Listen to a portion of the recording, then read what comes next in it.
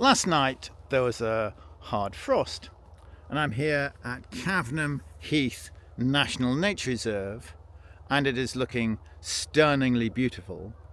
But the wetland here, that would normally be full of ducks and geese and swans and wading birds and herons, doesn't have any water birds on it, apart from a cormorant that's flown over. And obviously, because it's frozen, it's unsuitable. And so water birds are particularly seriously affected by prolonged periods of cold weather. So kingfisher populations and heron populations crash in numbers if there's an extensive period of cold weather. Similarly, small birds do poorly. They've got a large surface area in relation to their body size, so they lose a lot of heat. And then if you're a bird that's dependent on finding insects or finding spiders, and the vegetation is covered with frost, and particularly if the vegetation is covered in snow, which it isn't now, then you'll do particularly badly. And in the 1962-63 cold winter, the wren population crashed by 80%.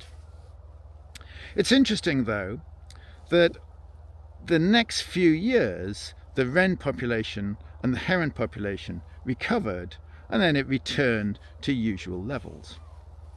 And this is due to the key process of density dependence. So when populations are high, there's territoriality and competition for nest sites, so the breeding output per individual goes down. When there's a high population, there's competition for food, so the survival goes down. And then if the population or the density is low, then there's high survival, high breeding output, and the population goes up.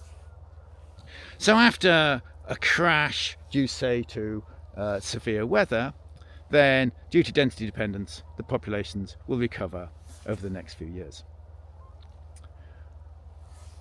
Population ecology is one of the key aspects of ecology, and it really just depends on these three components. That at low population sizes, populations increase, density dependence regulates the population, and that external factors like the cold weather we see here or other events will push populations about so they won't stay at some equilibrium. And it's the interaction of these three that affects the population we see, how abundant species are, how variable they are, and how they respond to change.